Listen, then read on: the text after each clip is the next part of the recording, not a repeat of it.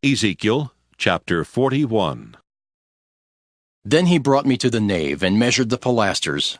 On each side 6 cubits was the width of the pilasters. The width of the entrance was 10 cubits, and the side walls of the entrance were 5 cubits on either side. He measured the length of the nave, 40 cubits, and its width 20 cubits. Then he went into the inner room and measured the pilasters of the entrance, 2 cubits, and the width of the entrance 6 cubits, and the side walls of the entrance 7 cubits. He measured the depth of the room, 20 cubits, and its width 20 cubits, beyond the nave. And he said to me, "This is the most holy place." Then he measured the wall of the temple, 6 cubits thick, and the width of the side chambers 4 cubits all around the temple. The side chambers were in 3 stories, one over another, 30 in each story. There were offsets all around the wall of the temple to serve as supports for the side chambers, so that they should not be supported by the wall of the temple. The passageway of the side chambers widened from story to story, for the structure was supplied with a stairway all around the temple. For this reason, the structure became wider from story to story. One ascended from the bottom story to the uppermost story by way of the middle one. I saw also that the temple had a raised platform all around. The foundations of the side chambers measured a full reed of 6 long cubits.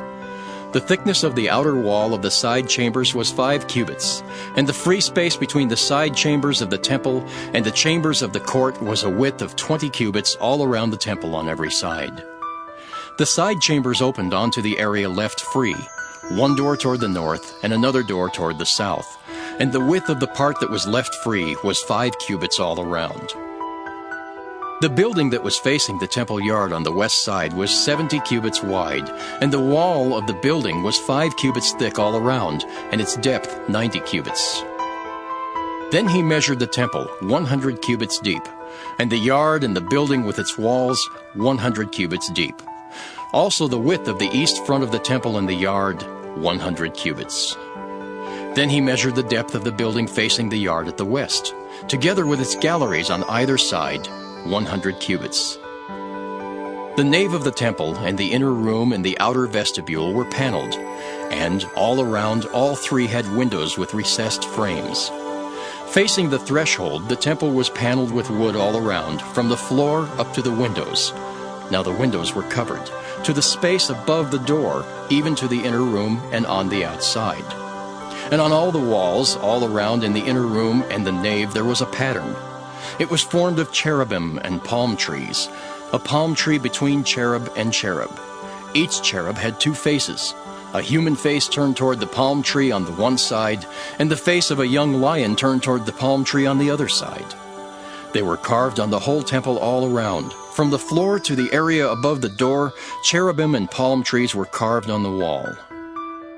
The doorposts of the nave were square. In front of the holy place was something resembling an altar of wood, 3 cubits high, 2 cubits long, and 2 cubits wide. Its corners, its base, and its walls were of wood. He said to me, "This is the table that stands before the Lord." The nave and the holy place had each a double door. The doors had 2 leaves apiece, 2 swinging leaves for each door. On the doors of the nave were carved cherubim and palm trees, such as were carved on the walls. And there was a canopy of wood in front of the vestibule outside. And there were recessed windows and palm trees on either side on the side walls of the vestibule.